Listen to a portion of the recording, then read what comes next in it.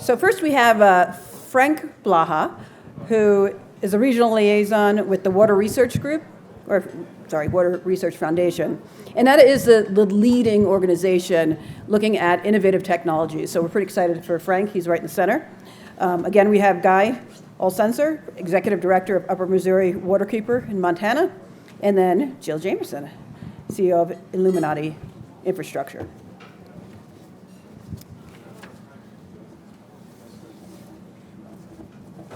So I would like each of them to take about 5 minutes each just to share some water innovative technologies that they have witnessed and either used on their side or in other areas that they've worked. So Guy, if you want to begin. Absolutely. So again, as a refresher, I work throughout Southwest and West Central Montana, Upper Missouri River Basin, very similar to the southern side here of Greater Yellowstone ecosystem. We have alluvial floodplains, mostly cobble substrate, lots of fun semi-confined aquifers, bentonite, but also some of the same legacy and new pollution challenges. And then we'll add into that mix, we are far more so than it appears yourselves, faced with a water quantity struggle in the face of both climate change. We heard about today the evolving snowpack and how that has a direct, substantial impact on water availability.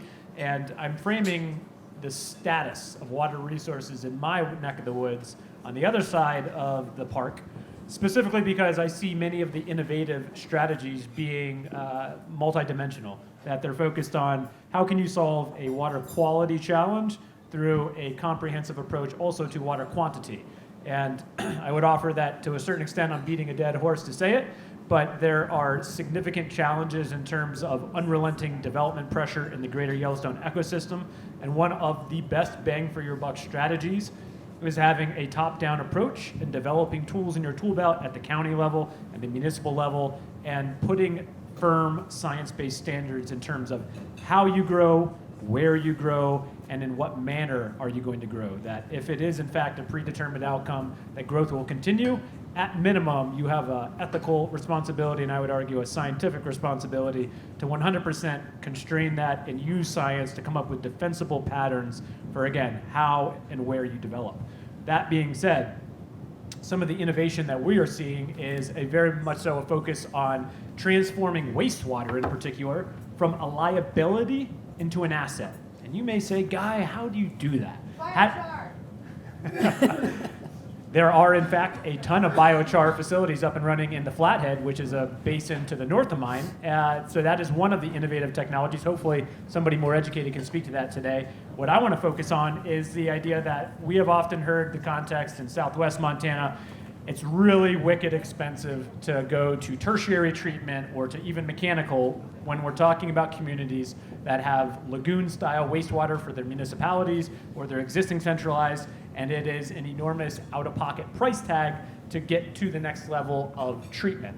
And what I want to offer is less about those challenges, which are legitimate. I don't mean to diminish those, but I want to talk about the opportunities in terms of, again, transforming a liability into an asset. And in particular, I want to point to what's happening in the resort community of Big Sky, Montana, and what's happened there. And the short Cliff Notes version is that resort community is unincorporated. It's largely governed by volunteer boards of directors, which, as you may or may not be aware, are fiefdoms of the largest landowners, including the corporations, which I don't put much in altruism based simply on corporate ownership. I think more about how do you incentivize and drive the change you desire based upon creating sideboards. And in the case of Big Sky, the biggest sideboard they had is they ran up against both not having any more potable water supply. We have water rights, much like you, but they are finite and they are completely allocated. They also ran up against the reality that they did not have a disposal capacity. They were doing all of their lion's share of wastewater collected was from the local sewer district, and they did land application disposal. Their volumes quickly exceeded the agronomic uptake. Why is that relevant? It created essentially a de facto septic pollution problem, which is poorly treated lagoon-based systems. So we're talking about a sequencing batch reactor for those of you that are nerds in the wastewater field. So 30 to 40 milligrams per liter total nitrogen, about half that, 15 to 20 in terms of total phosphorus. we have numeric nutrient criteria in Montana for our streams and creeks, which means we know what our baseline is and where you have to shoot end of pipe in terms of any of your wastewater to keep it healthy. And what that community chose to do after they were essentially drugged through the mud and my organization stopped them from putting in a direct discharge pipe to the Gallatin River is say, we're going to invest. And they utilized a variety of different funding sources, but they're in the process of their third year building out a membrane bioreactor. And why is that important? It's going to cut about 90% of their total nitrogen. Nitrogen is a limiting agent for the Gallatin River. And what does that do in terms of creating an asset as opposed to a liability? Number one, they're considering dual use on the back end, so further oxidation and treatment, which they're considering deep aquifer recharge, which could then become a new water right under Montana's water rights laws. So creating in perpetuity a potential asset for water quantity, which is vital for that community. And then also they have transformed it in terms of high levels of treatment, dual phase, and they're starting to do 30 million gallons a year of effluent application for snowmaking at lower elevations. And why is that really important for this community to discuss? Principally because it provides certainty for your partners in the business community. It provides an economic incentive in terms of slowing your runoff. Again, we heard today about why temperature and climate change is so important in understanding the variability in our snowpack and the law of diminishing returns. This bolsters that, and it does shallow aquifer recharge and dilution during the time of year where you have the least attenuated impacts in terms of nutrient pollution causing eutrophication events, which we all want to avoid and is part and parcel that you have here. So innovation, high levels of treatment, thinking about it as an asset and not a liability. How do you do that with public-private partnerships? It's being done in other resort communities, and I would offer it's probably an opportunity for you. Everything Guy said. Okay, so I'm Frank Blaha with the Water Research Foundation out of Denver, Colorado. We also have an office in Alexandria, but I happen to be down in the Denver area. And we work with water utilities, any sort of water utility, water, wastewater, stormwater, and water reuse utilities, because there are water reuse utilities, and wastewater is a resource. And we keep talking in the office about how they're now wastewater treatment plants or water resource recovery facilities, WRRFs instead of WTTPs. But I'll tell you, in my notebook back there, I had WTTPs in there a bunch of times. So and I do think that a critical issue that we are facing here is not the technology and not the innovation. It is social acceptance and the social desire to spend the money to get what we want, to get the clean water or to keep it clean. And okay, so we're primarily funded by water utilities across North America, and it's mostly the large ones. And there's 500 large utilities that serve about 80% of our population, and we've got about 1,000 utilities that support us, and then we fund research on all of the different problems that they're dealing with. So whether it's the PFAS chemicals or better methods of treating the wastewater, et cetera, any of that. And right now we have over 200 active projects, like 3,000 completed projects. So we have a lot of information. And all of those projects, because we're trying to generate new knowledge, new information, new technologies, all of them are innovative at some level. But the odd thing is that in the last 20 years, the understanding of our water quality issues, there were a lot of federal funds that went into the development of wastewater treatment plants because of our poor water quality in the Cuyahoga River, catching on fire in Cleveland and other rivers too. And not just once, but multiple times. Because if you look, it goes back to the 50s that the Cuyahoga was catching on fire, which is a bad thing for a river, catching on fire. And frankly, that's why I'm an environmental engineer, because I grew up in the suburbs of Chicago, and my father was also from the area, and he talked about, I used to go over to Salt Creek and catch all of these fish, and we caught northern pike and so on and so forth. And when I was growing up with Salt Creek a few blocks away, and I could ride my bike over there, the signs were up, avoid all contact, polluted stream, et cetera, et cetera. So not a good look. There's, late 60s, early 70s. We invested a lot of money as a nation into wastewater treatment plants and also drinking water, okay? I mean, we work with both of them. And the focus was on the, their POTWs, publicly owned treatment works, for the wastewater, and they all discharge to waters of the United States. So they're regulated by the NPDES permit system, the National Pollutant Discharge Elimination System, NPDES permits, because they were a major source of water pollution. Now they've been built, they're aging, they need to be replaced. Many of them can be upgraded to do much better, but we still have water quality problems because we have a great big bad problem with non-point source pollution, nutrients, et cetera. So it's the failing septic systems, it's the fertilization of lawns. Lawns are one of the things that I've never been in favor of. And if you look at my house right now, I think that the neighbors are thinking it's been abandoned because my lawn looks so bad. But I'm not going to take the water that we don't have enough of, the potable water that's being produced by the city of Golden, and put it on my lawn, because it's not a good use of that water. And so we can talk about water reuse, and I'm sure that we will, but we're kind of in a different time and age right now. And so I don't think I'm going to talk so much about technologies, because let's talk about technologies. Denver Water had a water reuse plant.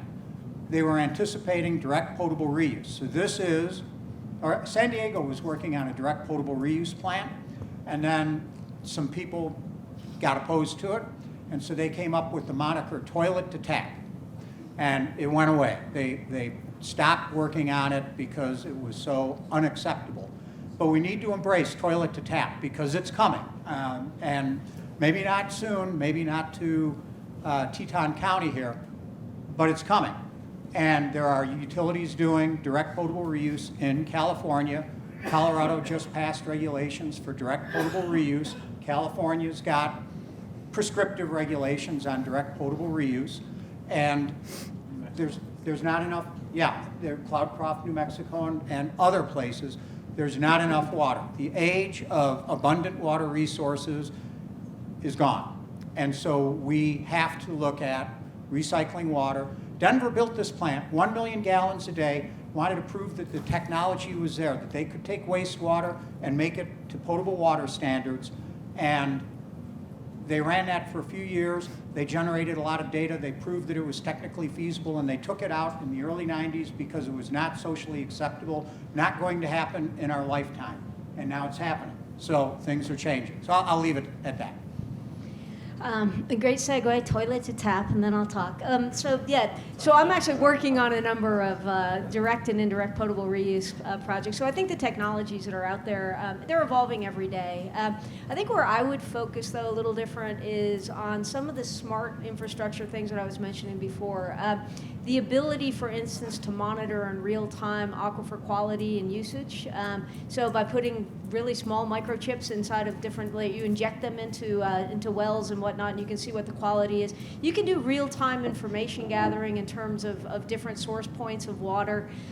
The technology is developing really quickly, as are the financial tools. I know we're supposed to be talking about technology, but I'm just going to go innovation because I really know very little about technology. But on the innovative side, performance-based ESG bonds. So when people are investing in infrastructure, how that infrastructure performs versus certain environmental markers will either raise or lower the interest rate depending on that. And it's an interesting construct. We did one in Fresno recently. It was the first one in the United States that actually got the ratings it needed for that. So financial tools are also coming out. There's talk of a massive, there's a group right now, any of you in finance, you might want to get ahead of this one. There's a group that's actually out there right now trying to secure water rights on wastewater production. So they're actually doing a portfolio. it's going to become increasingly valuable, right? And so if you can get ahead of that and just buy the rights that'll probably be resold in the future for a premium, that's the other thing. As I mentioned before, working on indirect and direct potable reuse projects across California. So I think there's a lot going on. I'm also really impressed with the new technologies for just water treatment.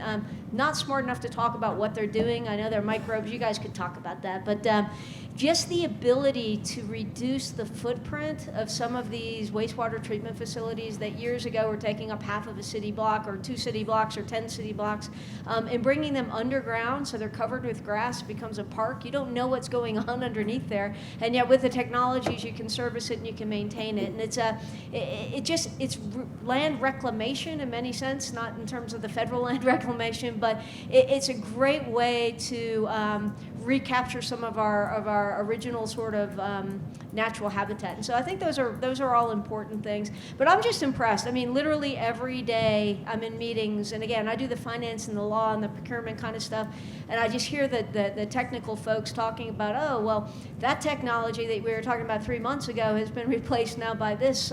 We've got from the Netherlands some amazing things coming out, as well as, in desal and whatnot. So I think that we're in sort of a revolutionary stage in terms of technology. The challenge for you guys is, how do you position yourself to take advantage of some of these technological leaps and bounds that are coming up, right? You have to make a decision to build now, but how can you future-proof? And that's always going to be a question. What technology do you use for your wastewater treatment plant today that's still going to be viable and probably a best investment choice in 10, 15, 20 years? And those are the things. But I would also not forget in all of your discussions about your I&I, your sewers.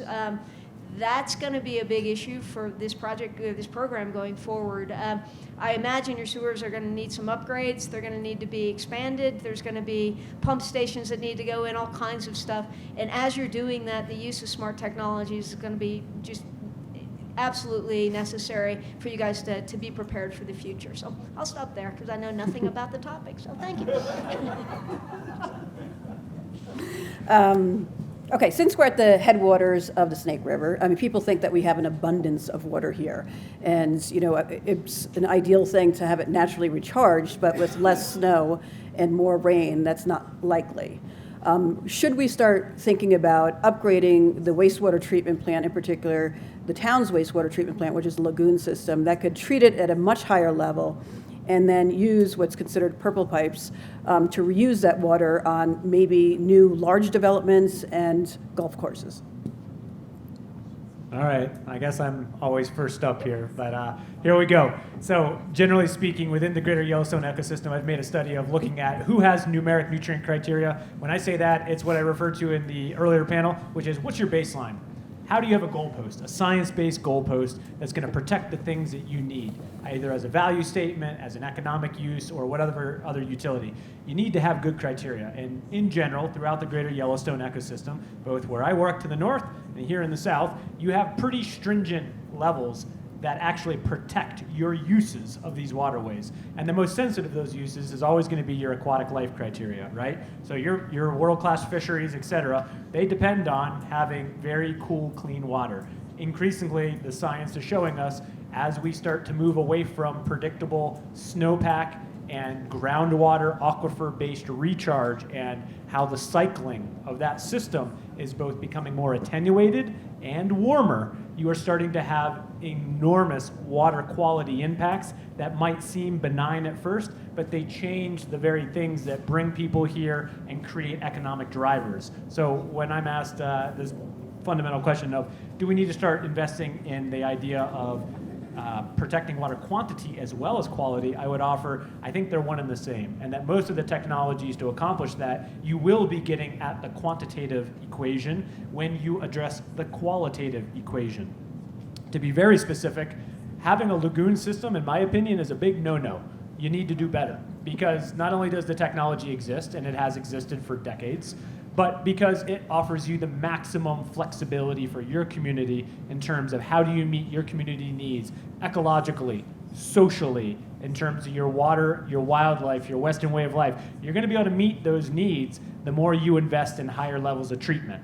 And doing that is going to be a big fundamental leap, simply moving from this lagoon-based system with, we already know what those types of nitrogen and phosphorus levels are, but going to the next level, your ENR and or MBR, you're going to create a lot more flexibility in what you can do. And likewise, having those basic new infrastructure projects allows you to then do package plants on the back of that to create this IPR or IDPR. Considering you have an alluvial floodplain with a semi-confined aquifer, what you have is an opportunity to talk about aquifer recharge in different places, different times a year, essentially bolstering your ecological qualities that you're already seeing diminished. Ways in which that you can tangibly work on improving those qualitative issues in some of the most pressing areas, such as the Hoback potentially. Unfortunately, when it comes to water pollution, dilution or treatment, it's going to be one or the other, or maybe both.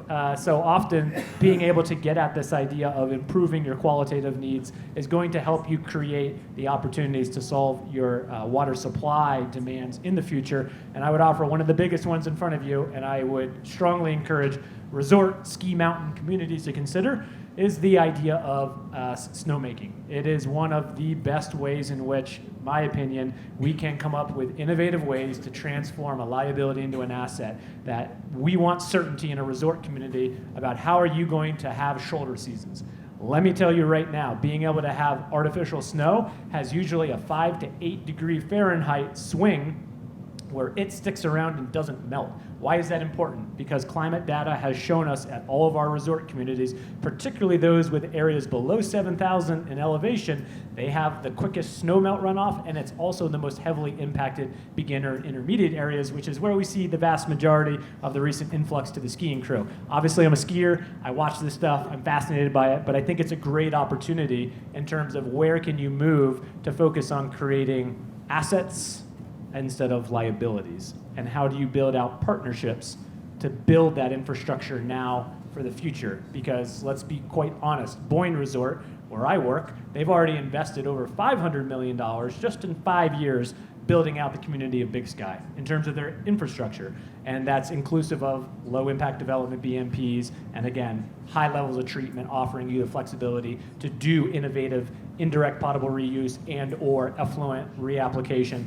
And again, some of this is going to be a social factor, some of it's going to be a little bit of a technological factor, but the technology is there. What you need to do is have a clear game plan of what are you trying to accomplish, what are you trying to protect, and how do you build maximum flexibility to protect both your ecological communities as well as your human communities. I'd offer go for the gold standard, invest now, and start working with some smart people that can help you get those right resources and develop that clear goal plan, and then go and aim high. What Guy said.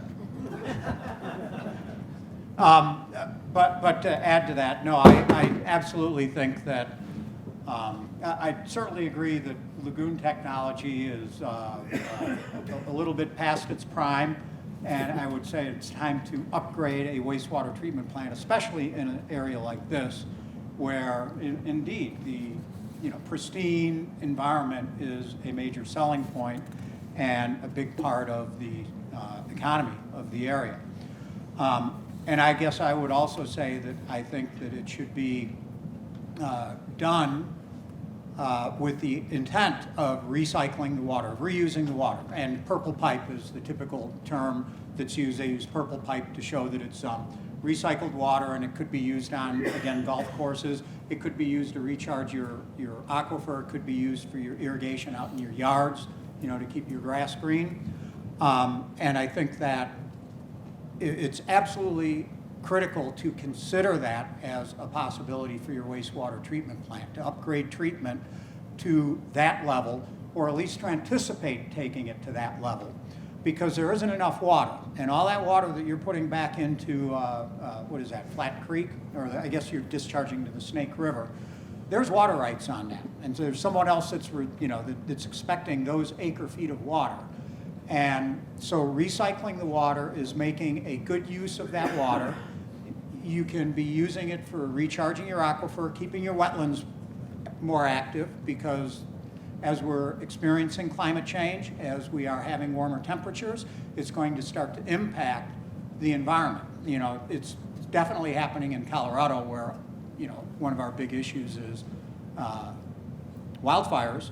And now, in light of the Marshall Fire, I've got a number of friends up in the mountains where their insurance company simply said, yeah, we're not selling you insurance anymore for your house. You're up in a wildfire zone, and we're not going to insure you. And that makes some difficulties. So there's many uses for that water, and I would say it would not be too much to expect to also use it for direct potable reuse. That would be another level of technology and another level of cost. And to make any of this happen, I think that you need to start doing the communications and outreach just as was done yesterday and as is being done today at this seminar, at the symposium, but to continue doing it and to do some things to start to get people to think about recycled water in a positive means. And so we might not be here to talk about beer, but I want to talk about beer for a moment, because they've done some recycled water beer contests, for instance, down in Arizona. So they took a trailer with all of these different unit operations. They connected up to a wastewater treatment plant, generated 500 gallons of ultra-treated water, and then they worked with different craft breweries and had all the different craft breweries make beer out of this, and then they had a beer tasting contest. And yes, Dragoon Brewing won. I believe it was an IPA that won, but what it really did was, all the craft beer is very, in the news right now. It provided a lot of exposure, and it got people to consider this as something that they might do in the future, recycled water. So those sorts of things can start to get people to think along these lines and to be more accepting of this, as opposed to, oh my gosh, toilet to tap, we're not doing that, that sounds horrible. Again, I think that we've got technologies to address these issues. We do have technologies, but the social acceptance is a big factor. And I'm an engineer, so I should be talking about wonky things, but really, it's communications and social acceptance that's going to get a lot of this to happen for us, and to get people willing to pay for it. So I'll be brief. Yes is the answer. I think it would be foolish, almost irresponsible, not to move to the future in two ways. One, for the reasons that have been expressed, lagoon systems are outdated. They're not working throughout the entire year at getting rid of your nitrates. So you are literally hammered by seasons in terms of the efficacy of your system, right? And so your system is just not working for what you need. So yes, you need to get rid of it. And secondly, you do not throw away gold. Water is only going to increase in value. Right now, short term, absolutely reuse it, purple pipe it. That water in the future, though, is going to gain in value, and you're going to want to have the provisions in your new plant that would allow you to add secondary treatment, purification, whatever you need, because whether it goes to IPR, indirect potable reuse, or direct potable reuse, you will go there at some point in the future. And if you don't, you can sell that water at a nice premium, and maybe you can all retire to a nice place. Oh, like Jackson Hole. But I honestly, I can't. I mean, it's almost a no-brainer when you think about it in those terms. Your system just is not working 12 months a year, right, to do what it needs to do, and you would never throw away that water. So I'll stop there. I could talk more and more, but I don't think you want that. So Yes, water is the new currency of the West. Let me add one other thing, though, Yes, and of this course. is relatively quick. But as an engineer, designing things and building things, I've done enough design to know that I don't want to do a lot of design, but I can certainly appreciate good designs. And when you're looking at building something new, well, let's go to homes, all right? So houses and tornadoes, right? So we have repetitive tornadoes in some areas, like in Tornado Alley in Oklahoma. And so turns out that our houses are built to a certain standard that was probably made by like a dozen or 2 dozen engineers sitting around a table in the 1920s. Like, how strong should we make this house? Well, let's do this. That sounds good. And so they came up with these design standards. If you wanted to take a house right now and build it twice as strong and you're starting from scratch, less than 10% additional cost. If you want to retrofit an existing house, you're nearly doubling the cost. So think about the future, plan for the future, especially if you're putting in a new wastewater treatment plant or any of this other infrastructure, new sewer lines, etc. Think about the future and design for possible future situations. It'll be a lot cheaper. And a good designer can make a really nice flexible design for a wastewater treatment plant or a water treatment plant that you could add additional unit operations onto, that you could do expansions, et cetera, much more cheaply than if it's simply designed for the situation today. So think about the future and design to that. Awesome. So this is a little bit of a shorter panel. I just wanted to see if there's any questions right now. Aaron? I just have one question about Big Sky's system, because Snow King's pumping town groundwater out to make snow, and we need that snow. Where is it, what's the relationship as far as where's the treatment plant? How far does that get pumped back up? And is it down all the way down towards the Gallatin? Or is it up in the bowl, by the upper village? Sure, let's get technical for a hot minute. If you think about Big Sky, you've gone down Highway 191, you go up the Highway 62, you get to the Meadow, was what they call it in Big Sky, where it's like town center. That's where the wastewater treatment facility is, so it's up about 1,000 foot off the proper valley floor. And then Big Sky itself is another 1,500 foot beyond that. So we got two different pump stations. So as a matter of logistics, yeah, there's a huge main, there's a pump station, there's energy costs. Now that being said, the community of Big Sky is up against the wall. They do not have a direct discharge permit. They're going to get sued if they ever try to seek one, even with their upgraded plant, because it won't meet standards. They have an increasing nitrate problem for their drinking water supply. They have a finite amount of that existing drinking water supply, and they have population pressure where they're only 50% built out of what the three big corporate masters have said they want to do with that community. So where does that leave them? For them, it means 100% we need to think of this in terms of where do we get rid of this as we continue to grow. And like Jackson, I would presume, your winter season is when you have massive influx, and you also have the poorest level of treatment. So as an infrastructure matter, we have a lot of the piping already there. I'm not familiar with the layout of your treatment plant respective to the mountain, but I would offer, when you do the actual cost evaluation of how many days are you going to close a resort, or conversely, how can you improve and come up with beneficial funding mechanisms in terms of funding that new upfront infrastructure designed for both today's needs and for the future flexibilities, I would offer you're probably going to come up with a pretty good pro and con sheet, and it's going to be heavily weighted in terms of the pros. And to the point here of our Water Foundation, the technology exists. We know how to design this work, so I would offer that the more you qualitatively think of water as a level of treatment exercise, design it for that highest level, short of essentially tertiary or reverse osmosis, and then tweak it for the variety of different needs that give you the ecological, the social, or the cultural values that you desire.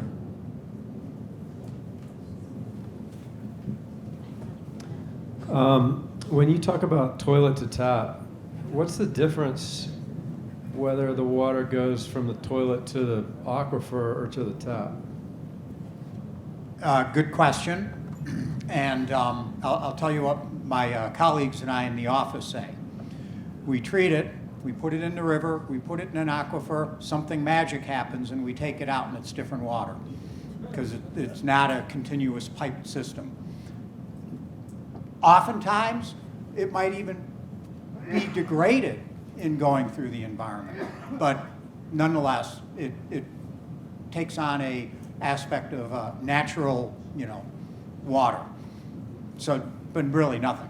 Yeah, from my investigation in terms of working with Big Sky and their indirect potable reuse project was largely focused on what's happening in Los Angeles and San Diego counties, which is the largest scale that I'm aware of in the continental U.S. And they're doing it because they actually have a confined aquifer, and they have the volumetric. I mean, we're talking megalopolis, right? So they're putting a volume down there that they legitimately can't just turn it around as an infrastructure matter without creating hundreds of millions of dollars in retrofits. So for them, it made a lot more sense to do an indirect potable reuse where, yes, we are treating it to this standard, then we're putting it in there, and then we're bringing it back out, we're treating it so the virgin can drink it, and then we're sending it out to the households, right? And that made sense for them based upon their geology and based upon their existing infrastructure. In the community of Big Sky, when we looked at this, I immediately started with IDPR and advocating from the conservation perspective using that model. But what we found out is we have a semi-confined alluvial aquifer, and we call it the meat bucket. So it's about 600 feet down, but it's fractured bedrock, which means it's not totally confined. So the utility of it in terms of pumping it in, knowing what we have in terms of inflow from available groundwater, didn't make it the juice worth the squeeze. So now we're actually considering direct potable reuse or designing our new membrane bioreactor in such a way that we can do another package plant on the back end for DPR within the next generation. Does that answer your question? I would just add one more thing, that it also, in many respects, it depends on the regulations that are in place. So in California, the DPR, direct potable reuse regs aren't there, so they're kind of forced to go into indirect potable reuse. But your point is well taken, and I'm not the science person here. The only difference is that through these processes, we're absolutely replicating and accelerating what nature is supposedly already doing. There's no such thing as original new water. It's all just doing its thing, but a lot of it is just public perception, right? So whoever came up with the worst marketing campaign ever of toilet to tap certainly was not in the PR field, and I think that just freaks people out. I mean, it kind of freaks me out. If I'm at a meeting and they're like, drink this water, it's been, and then they use toilet to tap, I'm like, I'm not thirsty, so thank you. But so it gets in your head, right? So I think even if they put it in beer, which was a really good idea, but now that you've said that, I'm not drinking beer anymore. But no, I do think it's regulations, it's public perception, et cetera, but it's just an accelerated and probably much better process than actually waiting for, gravel and whatnot to take out some of the contaminants in water, but it is the same. Yeah, so let's throw on another consideration as you consider this as a decision maker. With your, what I understand to be a semi-confined alluvial aquifer with lots of gravels, you're not going to have a ton of gentrification. You're not going to get a per se, another bite of the apple in terms of massive natural treatment, particularly at the scale you're talking about. What you would likely be able to get is a public perception. But the other converse of that would be building your plant in such a way that you can be able to withdraw that at the timeliness, or you're bolstering your aquifer in terms of subsurface flows and creating lower temperature variations. You're going to be able to get a very diverse utility out of that, not just from the simple perspective of the timing of it or just the treatment level of it. You're going to be getting all these other diversity of factors, which, to the best of my understanding, is what you're seeking here, which is how do I get bang for my buck solutions that solve a multitude of values-based problems. And let me add one additional bit to this. There was a couple of years ago, 2017, 2016 or so, Wichita Falls in the northern part of the panhandle of Texas. Long-term drought, they could see they were running out of water, and they were literally running out of water. And so about a year early, the utilities started talking with the state, geez, what could we do for direct or indirect potable reuse? And they put together a citizens commission. So the utility guy and the mayor and everything, they were like, no, we're not going to take this on and say this is what we should do. They put together a citizens commission, with like 8 people on it to look into the issue and lay out the options for the populace. And they tried to make it, very diverse, so it was relatively representative of the community. And the Citizens Commission, looked at this and laid it out. You can have no water, which doesn't sound good, or you can have this, direct potable reuse. And the indirect wasn't much of an option because it was just going to go out into a pond and back into their treatment plant. So it was going to be basically direct potable reuse. And the people decided wet water, even if it was recycled and by the way, the toilet to tap was used in opposition to the San Diego reuse facility. But I think for the community, we need to, if you will, embrace that and anticipate it because it's going to be used again, to stand in the way of, treatment and direct potable reuse. But at any rate, so the Citizens Commission was put together, and they decided we should do direct potable reuse. The state worked with them and gave them a temporary, sort of an emergency permit for the, I think it was on a 6-month basis, or maybe it was 12 months, and then they had to renew it. And in fact, they renewed it once or twice, and the state asked for some additional treatment. But it wound up being that like 92% of the population was okay with it and was using the water from their tap. There was a portion of the population that would not use the water for drinking, cooking, et cetera. But it was very successful. I mean, I thought it was brilliant because normally you'd have the engineer saying, this is the solution, and everyone would fight it, and come up with toilet to tap and other such things. So I'll just leave it at that. All right. We need to wrap up just because we need to get to our next panel because we are. There's a little also bit rules behind. about underground injection, so you should look into those. And you are going to get fined for your acronyms, by the way. I warned him. Okay, thank you very much, everyone. Appreciate it.